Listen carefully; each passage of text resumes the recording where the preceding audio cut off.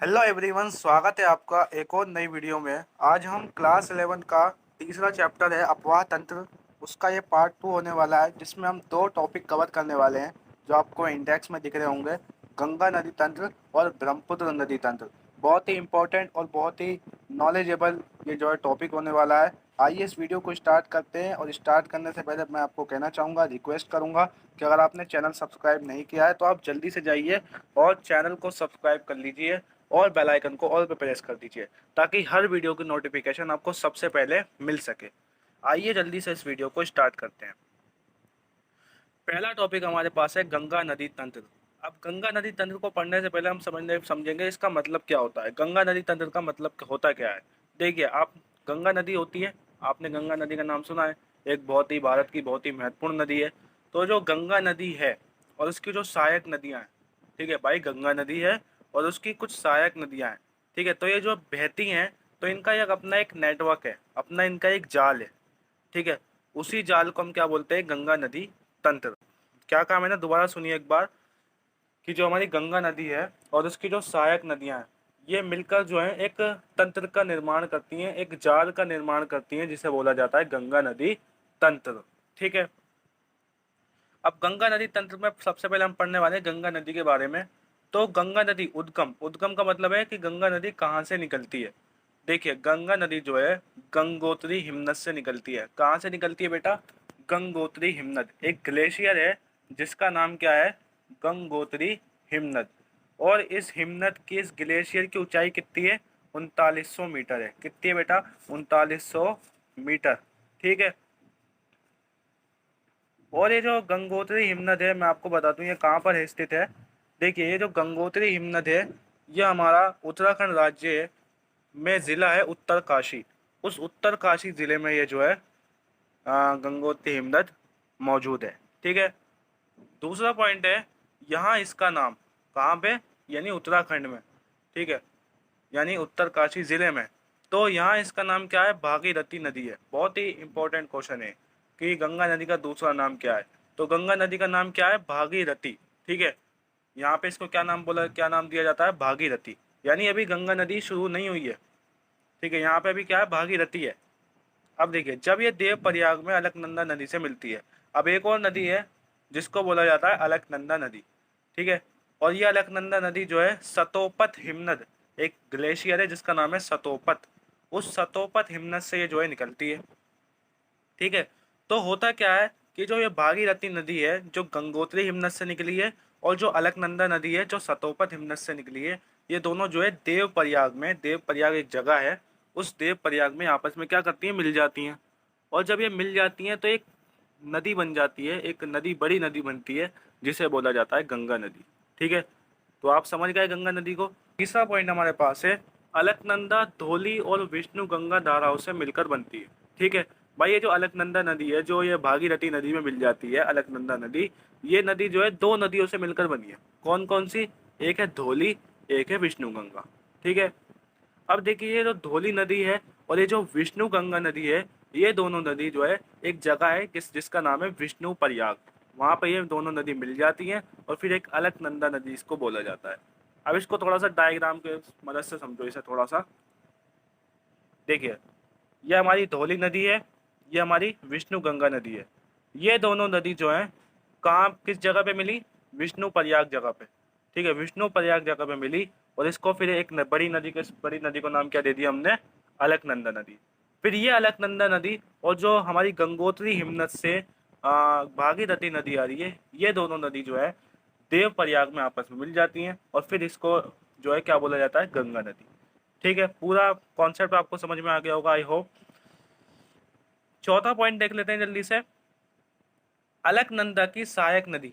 अब देखिए, कुछ अलकनंदा की सहायक नदी हैं, उनको भी देख लेते हैं जल्दी से। जैसे अलकनंदा की एक सहायक नदी है पिंडार। क्या है बेटा, पिंडार, नाम है इसका पिंडार। अब देखिए, ये जो पिंडार नदी है, ये अलकनंदा नदी से किस जगह पे मिलती है, ठीक है। अलकनंदा नदी से किस जगह में मिलती है ये पिंडार नदी, तो कर्णप्रयाग, एक जगह है कर्णप्रयाग, उस कर्णप्रयाग जगह पे जो है ये पिंडार नदी अलकनंदा नदी से मिल जाती है, ठीक है। इसी तरीके से काली गंगा नदी जो है, काली गंगा नदी जो है अलकनंदा से रुद्रप्रयाग में मिलती है, ठीक है, रुद्रप्रयाग भी एक जगह है। अब इसकी दिशा देखो, यानी कि गंगा नदी की दिशा मैं आपको दिखाना चाह रहा हूँ। गंगा नदी की दिशा, अगर गंगा नदी की दिशा की बात की जाए तो इसकी दिशा दक्षिण, दक्षिण पूर्व और पूर्व है। देखिए मैप में अगर आप देखोगे, देखिए ये यहाँ से गंगोत्री यमुना से निकली है, पहले दक्षिण में आई है, फिर ये थोड़ी दक्षिण पूर्व इसकी दिशा हो गई, और फिर इसकी दिशा जो है पूरी तरीके से पूर्व हो गई। ठीक है, अब अंत में क्या होता है, क्योंकि ये कहीं ना कहीं समुद्र में जाके मिलेगी, अंत में क्या होता है, एट लास्ट भागीरथी और पद्मा, अंत में क्या होता है भागीरथी और पद्मा में विभाजन। यानी ये जो गंगा नदी होती है, ये नदी जो है दो नदियों में बढ़ जाती है, एक को बोला जाता है फिर से भागीरथी और एक को बोला जाता है पद्मा। ठीक है, अगर गंगा नदी की लंबाई की बात करें तो कितनी है भाई, 2525 मीटर, 2525 मीटर। अब आप कहोगे सर इसे याद कैसे करें, भूल जाएंगे हम तो भूलोगे नहीं, मैं आपको बताता हूँ। मान लीजिए आपने किसी को उधार दिए पैसे, ठीक है, जो मैंने अभी एग्जांपल दिया था पिछली वीडियो में भी, आपने किसी को उधार दिए, कितने पैसे दिए, 2525 रुपये दिए। ठीक है, अब आपको उनसे ये 2525 रुपये लेने हैं, तो आप इसको याद रखोगे, उम्मीद करता हूँ। ठीक है, ये ट्रिक है एक तरीके की, कि आपको, आपने किसी को जो है 2525 रुपये दे रखे हैं, ठीक है, और उनसे आपको ये 2525 रुपये लेने हैं। ठीक है, क्षेत्रफल की अगर बात की जाए 8.6 लाख वर्ग किलोमीटर इसका क्षेत्र, यानी इस इतने बड़े क्षेत्रफल में ये नदी फैली हुई है, 8.6 लाख वर्ग किलोमीटर। नेक्स्ट पॉइंट देख लेते हैं जल्दी से। हिमालय और प्रायद्वीप से निकलने वाली नदियां और अनित्यवाही नदियां इसकी सहायक नदियां हैं। भाई हिमालय से जो नदियां निकलती हैं, और जो हमारा प्रायद्वीप है यानी दक्षिण भारत से जो नदियां निकलती हैं, और अनित्यवाही नदियां जो होती हैं हमारी, अनित्यवाही का मतलब क्या होता है, अनित्यवाही नदियों का मतलब होता है ऐसी नदियां जिसमें हमेशा मतलब पानी नहीं रहता, उसे बोला जाता है अनित्यवाही नदियां। ठीक है, जो हमेशा नहीं बहती। तो ये हिमालय वाली, प्रायद्वीप वाली नदियां जो है गंगा नदी की क्या है, सहायक नदियां हैं। ठीक है, दाएं तट की सहायक नदी सोन है। अब देखिए दायां तट जो है इसका गंगा नदी का, उस पर एक बहुत ही महत्वपूर्ण इसकी सहायक नदी है जिसका नाम है सोन। ठीक है, अब इसका जो बाया तट है, बाया तट पे भी बहुत प्रमुख नदियां हैं, जैसे गंडक है, गोमती है, घाघरा है, ये इसकी सहायक नदियां हैं। अब हम इसकी जो सहायक नदियां, क्योंकि इसकी सहायक नदियां बहुत सारी हैं, ठीक है, इसको डिस्क्राइब करना बहुत ज़्यादा मुश्किल है, इसलिए यहाँ पे जो आपकी एनसीईआरटी की किताब में कुछ प्रमुख सहायक नदियां दे रखी हैं, उनके बारे में हम एक बार पढ़ लेते हैं। जैसे पहले है यमुना नदी, पहली क्या है, यमुना नदी। अब यमुना नदी जो है ये सबसे लंबी सहायक नदी है, याद रहेगी ये बात, कई बार क्वेश्चन आ जाता है कि भाई यमुना नदी की सबसे लंबी सहायक नदी कौन सी है, सॉरी गंगा नदी की सबसे लंबी सहायक नदी कौन सी है, तो कौन सी है, यमुना नदी। ठीक है, अब इसका उद्गम देखो, यानी यमुना नदी कहाँ से निकलती है, बहुत ही आसान है, अगर आपको गंगा का याद है ना तो यमुना का भी आराम से याद हो जाएगा। गंगा नदी का उद्गम क्या है, गंगोत्री। इसी तरीके से यमुना जो है, यमुना नदी का उद्गम क्या है, यमुनोत्री हिमनद। ठीक है, यमुनोत्री हिमनद। ये तीसरा है गंगा में मिलन प्रयाग। अब देखिए इसका मतलब मैंने क्या लिख रखा है यहाँ पे, कि भाई ये नदी जो है यमुना नदी गंगा में कब मिलती है और कहाँ मिलती है। ठीक है, तो प्रयाग यानी कि इलाहाबाद आपने देखा होगा, उस इलाहाबाद में यमुना नदी गंगा से मिल जाती है। ठीक है, अब देखिए बाइना तट, सॉरी दाहिने तट, यानी दाहिने तट पर कुछ नदियां हैं जो इसमें यमुना नदी में मिल जाती हैं, जैसे चंबल, बेतवा, सिंध और केन। ये ऐसी नदियां हैं जो यमुना नदी के दाहिने तट पर मिल जाती हैं, यानी इसमें मिल जाती हैं यमुना नदी में। इसी तरीके से बाइने तट पर मिलने वाली नदियां कौन कौन सी हैं, वरुणा, सेंगर, रिंद, ये जो है ऐसी नदियां जो यमुना नदी के बाएं तट पर आके मिल जाती हैं। ठीक है, अच्छा इस नदी का उपयोग क्या है, यानी इस नदी के पानी का इस्तेमाल क्या किया जाता है, कहाँ किया जाता है, तो सिंचाई में। भाई सिंचाई के उद्देश्य के लिए, सिंचाई करने के लिए यमुना नदी के पानी का इस्तेमाल किया जाता है। दूसरी नदी हमारे पास है चंबल। चंबल भी जो है गंगा नदी की सहायक नदी है। अच्छा अब सबसे पहले इसका देख लेते हैं उद्गम, यानी ये नदी कहाँ से निकलती है, तो मालवा का पठार, मालवा का जो पठार है, यहीं से जो है चंबल नदी निकलती है। और अगर मैं डीपली आपको बताऊं, डिटेल में बताऊं, तो मालवा के पठार के में जो है एक मंदिर है जिसका नाम है महू, एक मंदिर है जिसका नाम क्या है, महू। उस महू के नज़दीक से ये नदी निकलती है। दूसरा पॉइंट है ये कोटा में भी बहती है। कोटा जो है एक जगह है जो राजस्थान में है, ठीक है। तो ये कोटा में भी बहती है, जहाँ इस पर गांधी सागर बांध बनाया गया है, ठीक है। यानी कोटा जगह पे जो है एक बांध का निर्माण किया गया है, ठीक है। तीसरा पॉइंट है, इसके बाद यमुना में मिलती है। अब जब कोटा से ये बहती हुई चली जाती है तो फिर जो है ये नदी यमुना में बहती है, ठीक है। आपको इसका सफर समझ में आ गया। निकलती कहाँ से है, मालवा के पठार की तरफ से निकलती है, फिर कोटा तक बहती है और फिर जो है यमुना में मिल जाती है, ठीक है। अब ये नदी उत्खात भूमि का निर्माण करती है। उत्खात भूमि का निर्माण यानी उत्खात भूमि का मतलब एक तरीके से घाटियां बनाती हैं। क्या बनाती है बेटा, घाटियों का निर्माण करती हैं, जिसे क्या बोला जाता है, चंबल खड, जिसे चंबल खड बोला जाता है, ठीक है। तीसरा पॉइंट है गंडक नदी। क्या है, गंडक नदी। तो गंडक नदी भी जो है गंगा नदी की सहायक नदी है। पहला पॉइंट है कि छोटे छोटे पॉइंट्स लिख रखे हैं आपकी किताब में, छोटी छोटी बातें बता रखी है, लेकिन बहुत ही इंपॉर्टेंट बात बता रखी है, ठीक है। अब ये जो गंडक नदी है, ये दो नदियों से मिलकर बनती है। एक को बोला जाता है काली गंडक, एक को बोला जाता है त्रिशूल गंगा, ठीक है। इन दो नदियों से मिलकर बनी है। अच्छा, कहाँ से निकलती है ये नदी, गंडक नदी? धौलागिरी और माउंट एवरेस्ट के बीच से, ठीक है भाई। धौलागिरी और माउंट एवरेस्ट दोनों ही एक तरीके से पहाड़ हैं, और ये पहाड़, ये जो पर्वत हैं, कहाँ पर है, नेपाल में है, ठीक है, नेपाल हिमालय में। तो नेपाल हिमालय में से ये जो है नदी निकलती है। अच्छा, सोनपुर। अब ये नदी जो है गंडक नदी, ये गंडक नदी गंगा नदी में कब मिलती है और कहाँ मिलती है, ठीक है। तो सोनपुर एक पटना में जगह है, सोनपुर, ठीक है। सोनपुर में ये जो है गंगा में मिल जाती है, ठीक है। ये नदी गंगा में मिल जाती है। चौथी नदी है घाघरा नदी, ठीक है। अब ये घाघरा नदी भी जो है गंगा नदी की सहायक नदी है। तो ये कहाँ से निकलती है, ये एक ग्लेशियर है जिसका नाम है मापचा चुंगो। क्या नाम है बेटा, मापचा चुंगो, ठीक है। मापचा चुंगो ग्लेशियर से ये निकलती है। और घाघरा नदी की कुछ सहायक नदियां भी हैं, जैसे तिला, सेती और बेरी, ठीक है। और एक खुद घाघरा नदी जो है गंगा नदी की सहायक नदी है, ठीक है, ध्यान रखना भाई।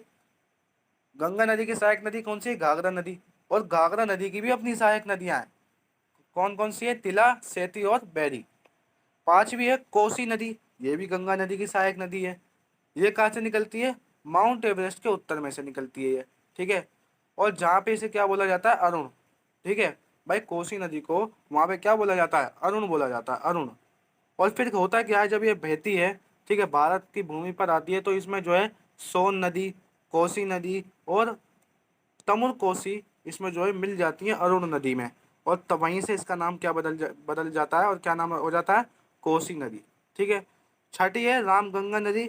ये कहाँ से निकलती है भाई, सिंपल सा, बहुत आसान है, गढ़वाल की पहाड़ियाँ, गढ़वाल की एक पहाड़ियाँ हैं, वहाँ से ये नदी निकलती है, ठीक है।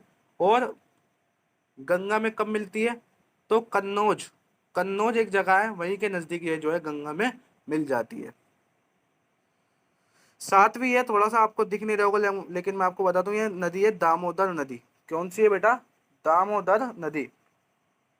तो बराक सहायक नदी है, ठीक है भाई। एक बराक नदी भी है जो इसकी क्या है, सहायक नदी है, ठीक है।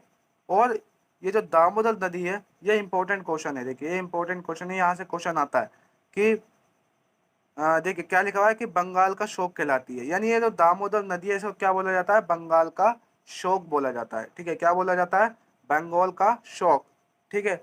अच्छा, बिहार का शोक भी किसी को बोला जाता है, तो ये बिहार का शोक किसे बोला जाता है, कोसी नदी को बोला जाता है, ठीक है। आठवां है शारदा नदी। कौन सी है, शारदा नदी। अब ये देखिए मिलाम हिमनद, ठीक है, मिलाम हिमनद इसका उद्गम है। यानी कौन से ग्लेशियर से निकलती है, उसका नाम है मिलाम। क्या है, मिलाम, ठीक है। तो इसे बिल्कुल याद कर लेना आप अच्छी तरीके से। मेरे पॉइंट्स को दो तीन बार आप पढ़ लेना, देख लेना वीडियो, तो आपको पूरा अच्छी तरीके से समझ में आएगा। इंपॉर्टेंट है, इसी में से आएगा जो भी आएगा आपका। जहाँ इसे गौरी गंगा बोला जाता है, ओहो, जहाँ पे इसे क्या बोला जाता है, गौरी गंगा। कई बार क्वेश्चन आता है गौरी गंगा किस नदी को बोला जाता है, तो शारदा नदी को बोला जाता है, ठीक है। महानंदा नदी।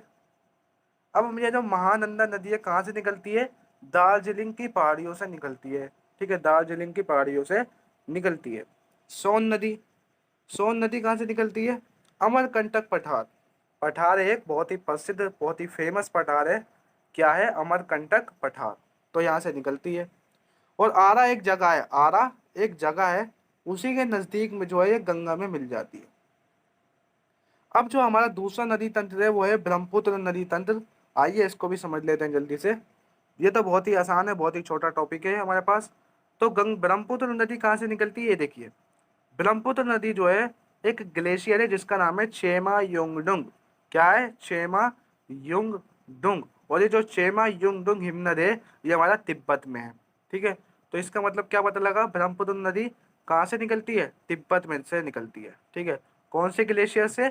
चेमा युंगडुंग। ठीक है, तो याद कर लेना इसे, क्योंकि ये ब्रह्मपुत्र नदी बहुत ही इंपॉर्टेंट नदी है भारत की, इसलिए इसको बिल्कुल याद रख लेना। बहुत ही हिमालय की बहुत इंपॉर्टेंट नदी है ये। ठीक है, तिब्बत में इसे सांगपो बोला जाता है। ठीक है, ब्रह्मपुत्र नदी को भारत में तो ब्रह्मपुत्र बोला जाता है, लेकिन नेपाल में, तिब्बत में इसे क्या बोला जाता है? सांगपो। क्या बोला जाता है? सांगपो। ठीक है, शैम्पू नहीं, सांगपो। ठीक है, रागो सांगपो इसकी सहायक नदी है। अब एक सहायक नदी है, इसी से मिलते जुलता नाम है इसका। क्या है? रागो सांगपो। इसकी ये जो है सांगपो की सहायक नदी है, यानी ब्रह्मपुत्र की सहायक नदी है। चौथा पॉइंट देखिए, हिमालय के गिरिपद में दिशांग बोला जाता है। अब हिमालय के गिरिपद में से क्या बोला जाता है? दिशंग। दिशंग बोला जाता है। अब देखिए, सादिया कस्बे में ये प्रवेश करती है। अब देखिए, जब ये भारत में एंट्री करती है तो किस जगह से एंट्री करती है? अरुणाचल प्रदेश में एक कस्बा है जिसका नाम है सादिया। उस सादिया कस्बे में से ये जो है भारत में एंट्री करती है। ठीक, नेक्स्ट पॉइंट है हमारे पास। अब इसके कुछ सहायक नदियां जो है बाएं तट पर हैं, जैसे दिबांग और लोहित, जो इसमें जो है जो नदियां इसके बाएं तट पर मिलती हैं। ठीक है, बांग्लादेश में इसको बोला जाता है जमुना। ठीक है, इसी नदी को, जिसको भारत में ब्रह्मपुत्र बोला जाता है, उसी नदी को बांग्लादेश में जमुना बोला जाता है, जमुना नदी। ठीक है, जमुना। अंत में पद्मा में मिलने के बाद बंगाल की खाड़ी में गिरती है। और एट लास्ट क्या होता है कि भाई ये जो नदी है ब्रह्मपुत्र नदी, ये पद्मा नदी में मिल जाती है और बंगाल की खाड़ी में फिर ये गिर जाती है। ठीक है, पद्मा नदी कौन सी थी? मैंने आपको बताया था अभी कि गंगा नदी जब अंत में क्या होता है कि गंगा नदी दो भागों में बढ़ जाती है, एक भागीरथी और एक पद्मा। तो उसी पद्मा में ये ब्रह्मपुत्र नदी मिल जाती है। तो आई होप ये आपको वीडियो अच्छी लगी हो, बहुत ही अच्छी वीडियो लगी होगी आपको। अगर आपको अच्छी वीडियो लगी हो तो वीडियो को लाइक कीजिए, और अगर आपको कोई भी डाउट रहा हो तो आप जो है कमेंट करके बेझिझक होकर पूछ सकते हैं। ठीक है, तो इस वीडियो को यहीं पे एंड करते हैं। अगले पार्ट्स भी आएंगे, कुछ और टॉपिक जो हैं वो भी क्लियर हो जाएंगे आगे आगे की वीडियोस में। ठीक है, आपको किसी और टॉपिक पे वीडियो चाहिए तो आप जो है कमेंट